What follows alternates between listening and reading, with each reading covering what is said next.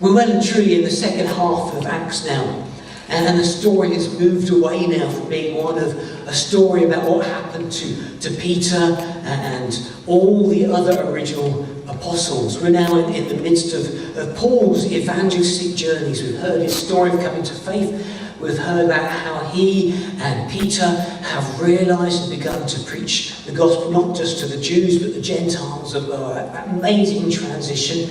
We thought about how the other week that God was saying through them that actually that the Gentiles didn't have to become Jews in order to practice the faith, that all they needed to do was receive it by faith, but then be mindful of others as they associated with them. So they were given the instruction, when you come together to eat together, do these things, not because you have to, but it means you can sit around the table with your Jewish friends.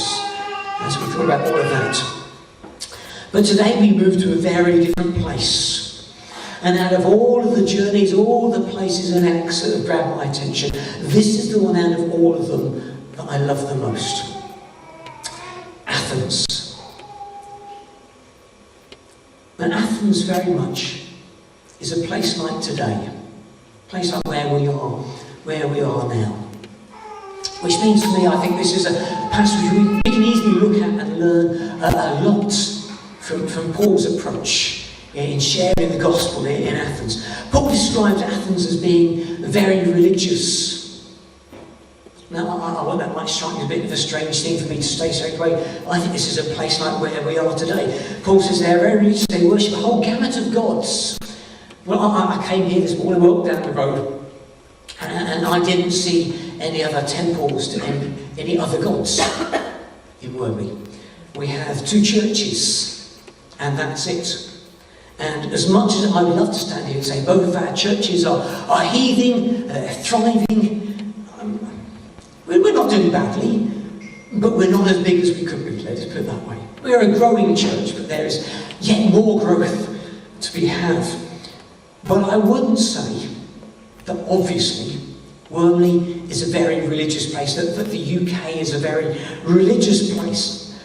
Church attendance is in decline, isn't it? If you look at all the surveys, on the whole, church numbers are down. And even with the rise of other religions in the country, most people don't follow one of the established religions in our country. Not if you really push them and ask, what do you do? They might tick a box in a census that says, yes, I'm Church of England, because they were born in England. But beyond that, most people don't follow an established religion. But if you were to change the question a little bit and ask, do they believe there is more to life than just the physical? Are they spiritual people? Are they superstitious people? I think the answer might be slightly different. Do you know, amazingly, at the food bank, we have conversations where people come in, we sit at the table and talk. And we have these 2 of our trestle tables, and we sit around and have a cup of tea and so on. And no doubt at some point in the conversation, someone will say along the line, well, I'm hopeful now that things are turning around. And then they lean over and tap our, I don't really think they're that wooden, to be honest. Our plastic tables say, touch wood, tap, tap. Almost every day, someone does that. Where that comes from, I haven't followed where that comes from, I have to find out. And what on earth tapping a plastic table will do for you, I do not know, but there is this superstition that's in people that remains in our country. And most people, I think, there is something spiritual in them. It's just not organised religion. He talks about Athens being full of idols. He talks about a walk that he had as he came down to the marketplace. Everywhere he looked around, he saw these different shrines to different idols around the place. You might think we don't have many shrines around the roadsides, on the streets. Actually, if you ever drive down the A10, I've noticed a real increase over the last 5 or 6 years of the number of roadside shrines we have to people who have been killed in roadside accidents. Fascinating, isn't it? What's going on there? What's that about? What does that say about the beliefs of the people who are left behind. To me, that speaks of something spiritual, doesn't it? I don't think it's necessarily a religious thing, but there is something there that's trying to express itself, a belief in life, if nothing else. If you walk down several roads in Wormley at the moment, you'll see a number of shrines to the gods of football dangling from windows. I can see one out of the corner of my eye being worn this morning. To the god of English football. Maybe this is the year, I wonder. I sense around our acts of remembrance in this country, when it comes to Remembrance Sunday and Armistice Day, a rise in it can only be called religious fervour about what's almost described in trying to find the words for it. It's become a religious thing to remember. It doesn't matter what you're remembering and whether you have faith or not, the act of remembering is taken on a religious significance of its own right that speaks of something of the spirituality of our country. We're surrounded, I would say, by idols in our land at this time. We are a religious country. Athens, Paul also says, is a place of debate. The people love nothing more than to share their opinions and discuss ideas. We're living, aren't we, in an age of social media. Love it or loathe it, we can't escape it, can we? It infects, that's an interesting word, it infects every part of our lives. Even the news these days. I find this really intriguing, but you watch the BBC News and then they have this ticker showing Twitter responses to the news. What's going on there? It's this bizarre thing sometimes, isn't it? But we can't help but share what we think. These snap, sound-like judgments on everything. And we have this ability through the internet to interact with each other, even around the globe, with people that we do not know and will never meet in unprecedented ways. YouTube videos. Actually, we have a church in Slough who live stream their services to the Philippines, which I think is brilliant. We have an international ministry in our connection, absolutely tremendous. But YouTube videos can go viral just like that. Millions of views around the world. If you go to the comment sections of news sites, Paul went to the marketplace, didn't he, to go and share his thoughts and to debate the current affairs, if you like, and to debate opinions, a bit like Hyde Park Corner. Jennifer put it the other day, Speaker's Corner. Today you might go to the BBC comments page at the bottom of a news article and vent your feelings at the bottom of that. If you go to any newspaper website, you'll see people venting their responses at the bottom, sharing quite openly and quite bluntly and quite thoughtlessly often what they feel about the issues in ways they would never speak face to face with other people. Moral outrage can be whipped up in a second as everyone wants to be seen denouncing the latest object of hate. Opinions and outlooks are peddled in the marketplace.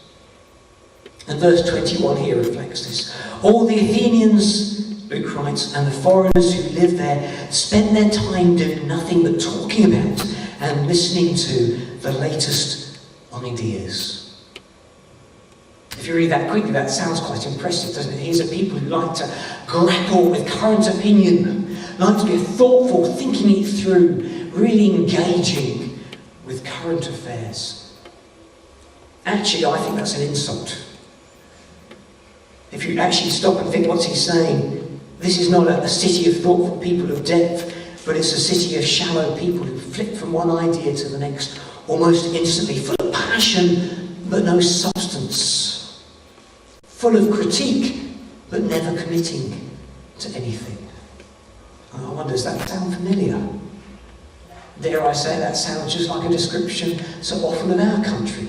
How often do we see flips of opinion almost in the same news item? We can go from hating someone to loving someone, to thinking this idea is brilliant, to expressing outrage. And then we flip all the time. We're such a changeable people. But no substance, no commitment.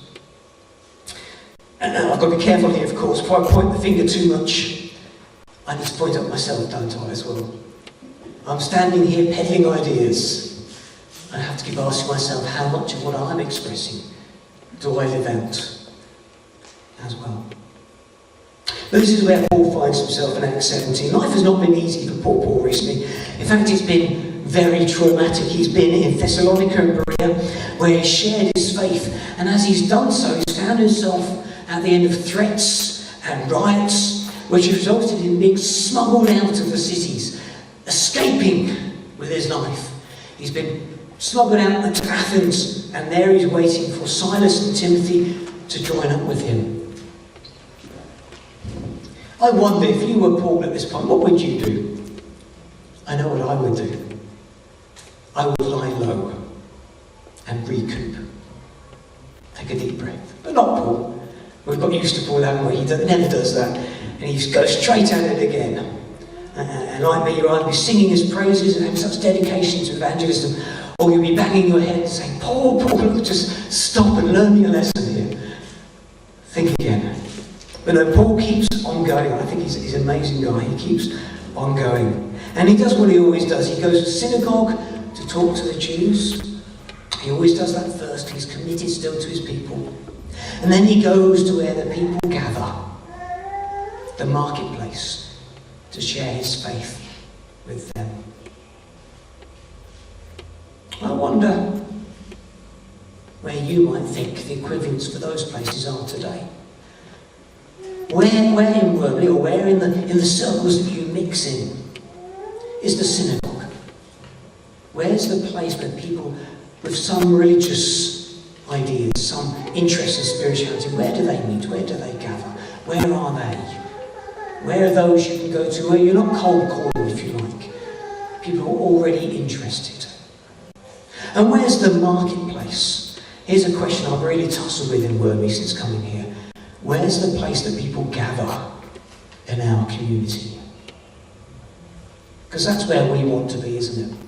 Amongst people sharing our faith. Now, his first talk, we don't really know how it goes. It's not really written down here. But I've done a bit of homework,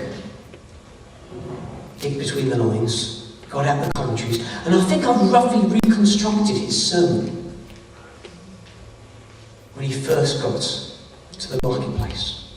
I think it goes, blah, blah, blah, sanctification, blah, blah, blah, justified, blah, blah, blah, realised eschatology, blah, blah, rhubarb, blah, Messiah, blah, blah, blah, hallelujah, blah, blah, blah, blah, blah, invite him into your heart, blah, blah, blah, washed in the blood of the Lamb. Amen.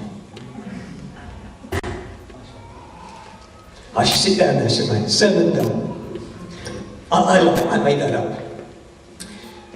But actually, no, I ought to ask the question, how often have you heard a sermon and gone home thinking, I've just heard blah, blah, blah, blah, blah, religious jargon, blah, blah, blah, blah, blah, word I don't understand, blah, blah, blah, blah, blah. What language is he speaking in this morning? Blah, blah, blah, I'll get up and go to sleep. No, I'm not going to ask the question, it's too dangerous. But I wonder, I don't think that's too far off what they heard when Paul first started talking in Athens. We're told that he was preaching the good news about Jesus and the resurrection, to which the response was, what is this babbler trying to say? All they were hearing was babble, babble, babble, babble, babble, babble, babble. Nothing to grab hold of, nothing they could understand. What's he going on about? My son Rowan is, like many teenage boys, heavily into computer games. I don't have a problem with that as long as he has life outside his computer games. The thing I have a problem with is I don't get his computer games. Every now and again I try to do the good parent bit. I come alongside my son and say, Rowan, what have you been up to today? Chrissy sees where this is going. Stuff. Oh, what stuff? Playing on my computer. Fixed screen. What have you been playing on your computer? Tell me about it. 3 hours later, he finishes recounting. Well, I don't know what he's been recounting. Forgive me, Rowan, if you ever watch this. He says, I've no idea what he's talking about. It's full of words and languages and jargon and... no idea. No idea at all. Clearly he's passionate about it.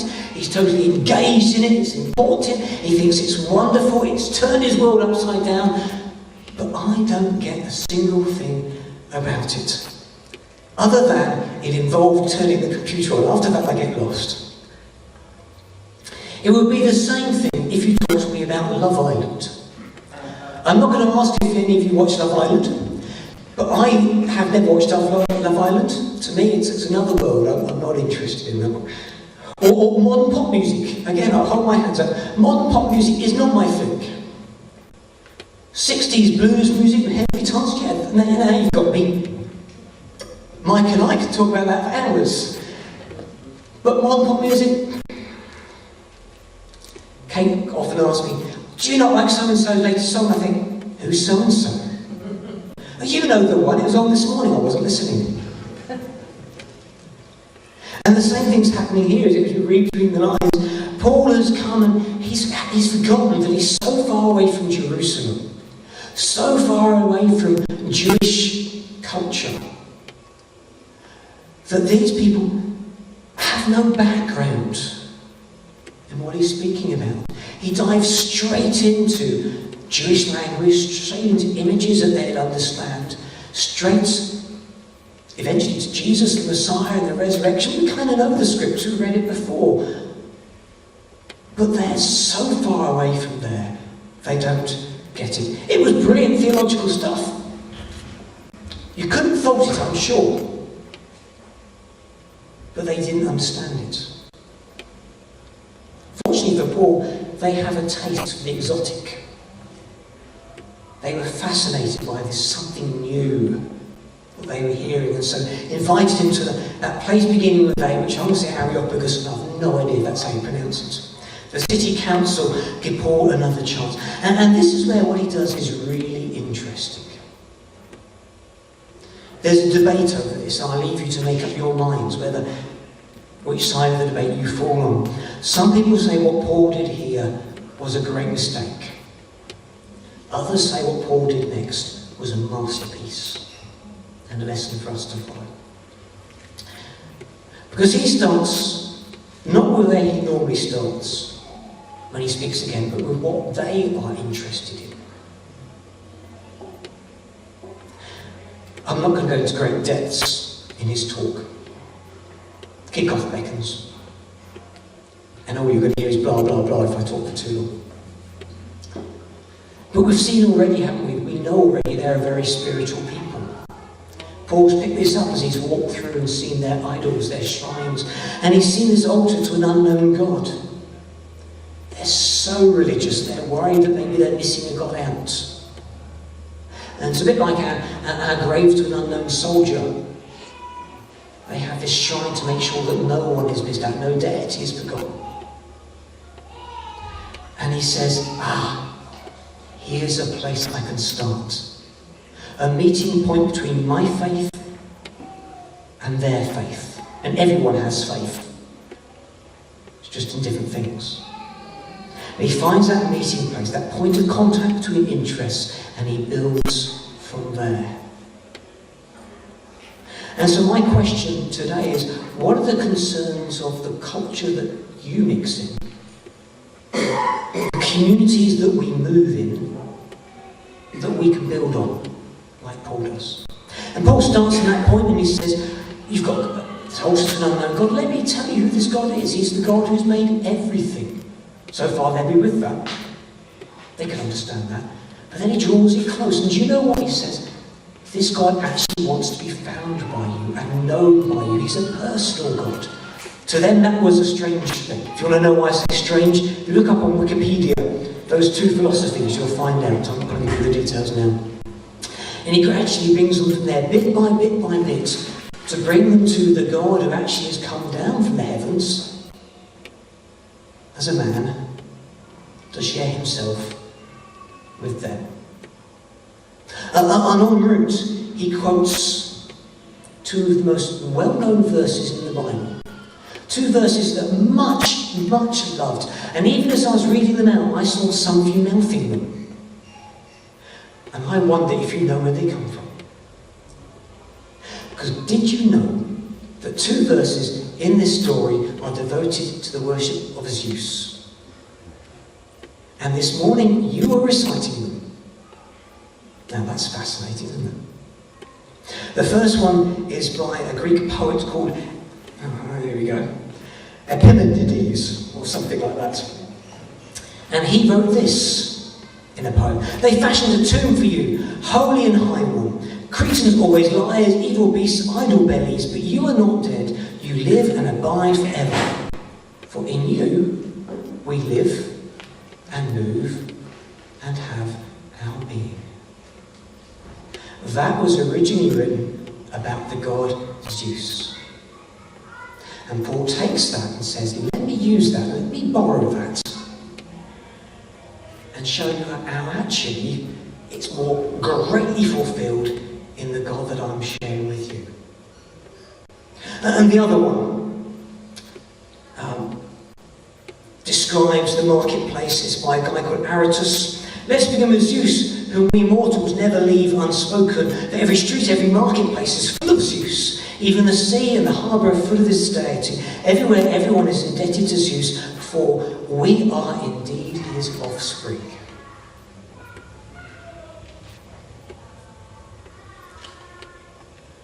Do you know, that actually changes my theology of Paul quite a lot, realising he takes these two verses dedicated to Zeus and uses them to try to share the gospel, saying, you see, describe Zeus in this way, well, actually you can describe our God like that, and more.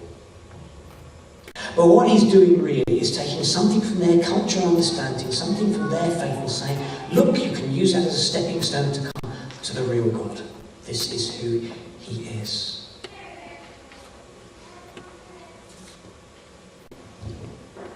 I would love to know more about what happened in this passage. There's a lot of the story that isn't told, isn't seen.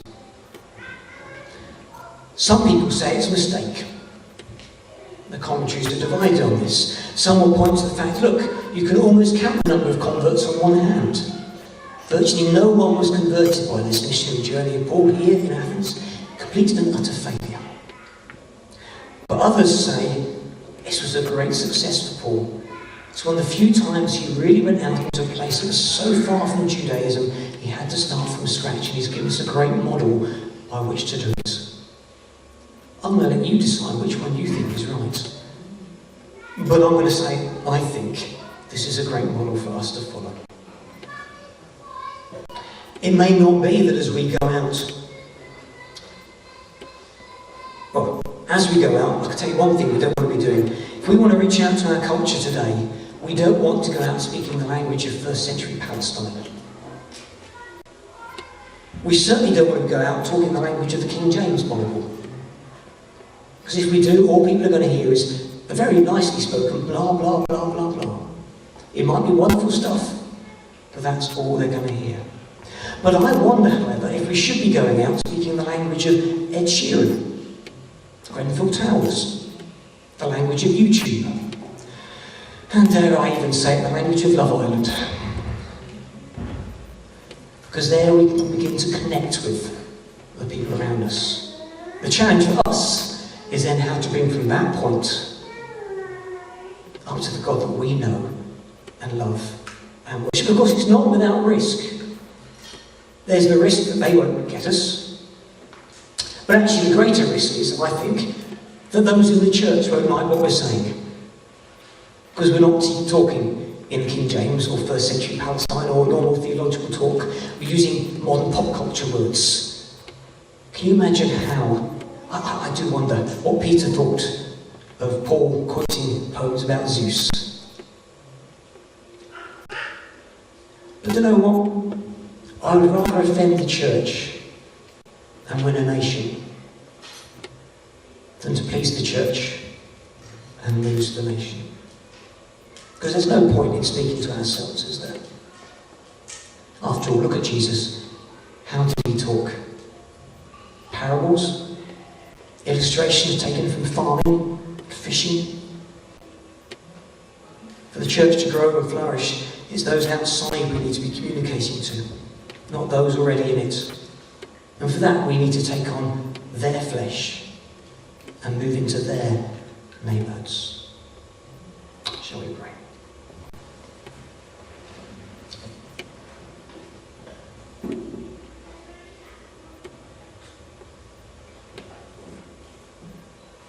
Heavenly Father, we thank you again